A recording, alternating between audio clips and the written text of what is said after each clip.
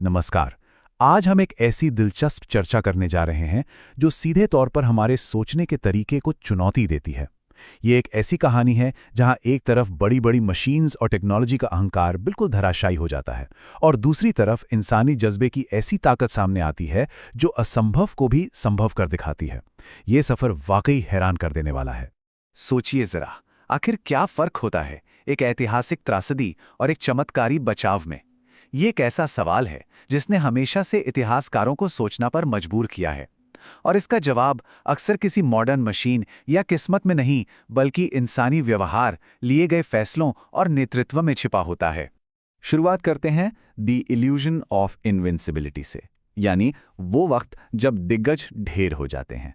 हम इस कड़ी का आगाज समुद्र पर राज करने वाले दो ऐसे विशालकाय जहाज़ों से करेंगे जिनकी नाकामी ने पूरी दुनिया को सदमे में डाल दिया था। अब इन दो जहाज़ों के बीच का एक सीधा पैरेलल देखिए। एक तरफ है 1912 का टाइटैनिक और दूसरी तरफ है 2012 का कोस्टा कंकॉर्डिया। इनके बीच पूरे 100 साल का फासला है। दोनों ही शिप्स को अपने अपने वक्त का चमत्कार और बिल्कुल अनसिंकेबल माना जाता था। दोनों का आकार और लागत बेहद विशाल थे, लेकिन अंत में दोनों ही एक झूठे अहंकार की भेंट चढ़ गए। टाइटैनिक के बारे में सबसे हैरान करने वाली बात उसकी नाकामी नहीं, बल्कि उसके सेफ्टी फीचर्स थे, जो एक झटके में बेकार हो गए। इसमें डबल बॉटम हल और 16 वाटरटाइट कंपार्टमेंट्स थे। डिज़ाइन ऐसा था कि अगर 4 कंपार्टमेंट्स पूरी तरह भर भी जाएं, तब भी जहाज तैरता रहेगा। लेकिन जब एक 400 फुट का आइसबर्ग सीधे 6 कंपार्टमेंट्स को फाड़ता हुआ निकल गया, तब सारी टेक्नोलॉजी धरी की धरी रह गई। यहां अपनी सेफ्टी का ओवर कॉन्फिडेंस जानलेवा साबित हुआ। अब ठीक एक सदी आगे बढ़ते हैं। कोस्टा कंकॉर्डिया की त्रासदी कोई नेचुरल डिजास्टर या भयानक तूफान का नतीजा बिल्कुल नहीं थी। ये सिर्फ एक सेल बाय मनूवर के कारण हुआ। ये एक तरह का दिखावा था। गिग्लियो आइलैंड पर बैठे एक सीनियर कैप्टन को इम्प्रेस करने के लिए जहाज को शोर से सिर्फ 150 मीटर दूर लाकर एक बहुत ही खतरनाक टर्न लिया गया। यहां नेतृत्व का ईगो यात्रियों की जान पर हावी हो गया। और यही मुद्दा हमें ले आता है डिजास्ट्रस लीडरशिप डिसीजंस की तरफ। सुरक्षा पर जब अहंकार भारी पड़ता है, ध्यान देने वाली बात यह है कि इन दोनों ही हादसों में टेक्नोलॉजी सबसे पहले फेल नहीं हुई थी, बल्कि इंसानी नेतृत्व ने धोखा दिया था। मुद्दा यह है कि टाइटैनिक बिना किसी वार्निंग के अचानक से नहीं डूबा था। इस घटना के क्रम को देखिए, जो एक टिक टिक करती टाइम बॉम्ब वाली घड़ी जैसा लगता है। 12 अप्रैल को पहली वार्निंग आई, 14 अप्रैल की सुबह तक 7 अलग अलग वार्निंग्स मिल चुकी थीं, और रात 10:55 पर एसएस कैलिफोर्नियन से आखिरी और नवी वार्निंग आई, जिसे रेडियो ऑपरेटर जैक फिलिप्स ने गुस्से में डिसमिस कर दिया। खतरे के इन संदेशों को लगातार अनसुना करना सबसे बड़ी भूल थी। और ये चीज कोस्टा कॉनकॉर्डिया के कैप्टन शटिनो की कायरता को बहुत ही साफ तरीके से दिखाती है। कॉनकॉर्डिया की इस दर्दनाक टाइमलाइन को देखिए। रात 9:45 पर पत्थरों से टक्कर होती है, लेकिन कैप्टन कोस्ट गार्ड को 10:22 तक सच नहीं बताते और सिर्फ ब्लैकआउट का बहाना बनाते रहते हैं। शिप छोड़ने का आदेश 10:54 पर दिया जाता है, जो कि 1 घंटे से ज्यादा देर से था। और सबसे शर्मनाक बात, 11:19 पर कैप्टन शटिनो खुद शिप छोड़कर निकल गए, जबकि हजारों लोग अंदर अभी भी फंसे हुए थे। नेतृत्व की इस भयानक नाकामी को अगर एक लाइन में समझाना हो, तो कैप्टन रॉबर्टो बोजियो का ये कोट बिल्कुल सटीक है। Only a disgraceful man would have left all those passengers on board. बोजियो उसी वक्त कंकॉर्डिया पर एक पैसेंजर के रूप में मौजूद थे। वो खुद भी एक कैप्टन थे और उन्होंने भागने के बजाय रुककर लोगों की जान बचाई। ये एक ही वक्त पर 2 अलग तरह के नेतृत्व का सबसे बड़ा उदाहरण है। तो अब इन फेलियर्स और झूठे अहंकार की कीमत क्या चुकानी पड़ी? आइए ट्रेजेडीज ऑफ द सी और इसके डेवेस्टेटिंग कॉस्ट पर एक नजर डालते हैं। ये आंकड़े सच में दिल दहलाने वाले हैं।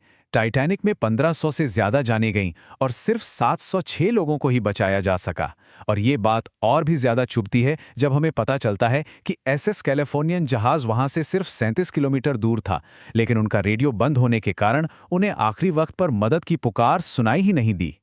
दूसरी तरफ कोस्टा कॉनकॉर्डिया की बात करें तो वहां 32 लोगों ने अपनी जान गंवाई। ये ट्रेजेडी इसलिए और बुरी थी क्योंकि जहाज किनारे से इतना करीब था, फिर भी लोग अपने कैबिन्स में फंसे रह गए।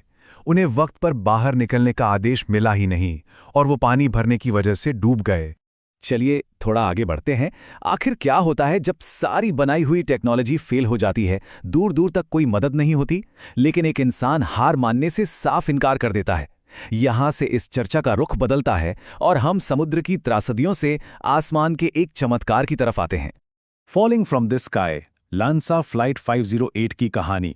ये कथा है 17 साल की जूलियाने कोपेके की और 1971 की उस मनहूस क्रिसमस ईव की, जब उनकी फ्लाइट अमेज़न के घने जंगल के ऊपर से गुजर रही थी। बात है 24 दिसंबर 1971 की।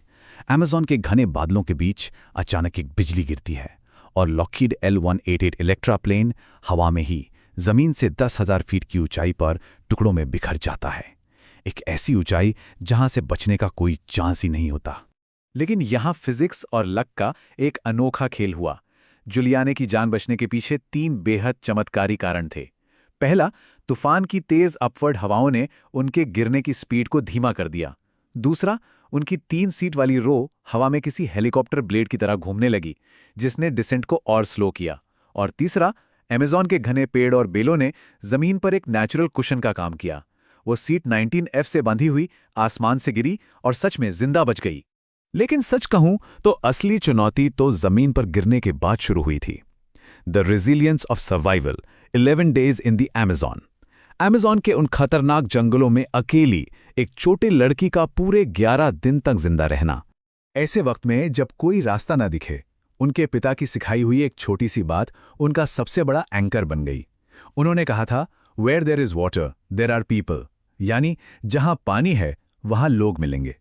ये एक रूल उनकी आगे की पूरी यात्रा का आधार बन गया।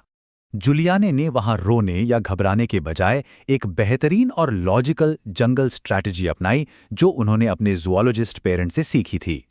पहला कदम, पानी की एक छोटी धारा ढूंढना। दूसरा, उस धारा को फॉलो करते रहना जब तक वो बड़ी नदी में ना मिल जाए। और तीसरा, अपनी एनर्जी बचाने और जमीन के जानवरों से बचने के लिए ज्यादा से ज्यादा पानी के बीच में ही तैरते रहना। उनके इरादों की मजबूती को समझने के लिए बस इस एक दृश्य के बारे में सोचिए। 10वें दिन जब उन्हें आखिरकार एक खाली बोट मिली, तो उसमें रखे गैसोलीन का इस्तेमाल करके उन्होंने अपने हाथ में पनप चुके लगभग 30 फ्लैश ईटिंग मैगट्स को बहुत ही दर्दनाक तरीके से खुद बाहर निकाला। ये दिखाता है कि जिंदा रहने की आग इंसान से क्या कुछ नहीं करवा सकती। अगर इस भयानक 11 दिन के सफर को देखा जाए, पहला दिन हवा से गिरना और ब्लैकआउट होना, चौथा दिन जंगल में दूसरे पैसेंजर्स को डेड देखकर सदमे में आना, 10वां दिन वो बोट मिलना और इन्फेक्शन का खुद इलाज करना, और आखिर में 11वां दिन जब 3 स्थानीय लोगों ने आकर उनकी जान बचाई। रेस्क्यूअर्स सर्च बंद कर चुके थे, प्लेन्स जा चुके थे, पर उसने खुद को बचा लिया था। सिर्फ एक ये नंबर इस पूरी कहानी का सबसे कड़वा सच है। प्लेन में बैठे 86 लोगों में से जूलियन इकलौती सर्वाइवर थी, एकमात्र जिंदा बचने वाली। The anatomy of survival. जब बाद में जांच हुई तो एक बहुत बड़ा सच सामने आया। पता चला कि 14 और लोग भी उस क्रैश के बाद जिंदा बचे थे, लेकिन फर्क ये था कि वो एक जगह बैठकर रेस्क्यू का इंतजार करते रहे और आखिर में मारे गए।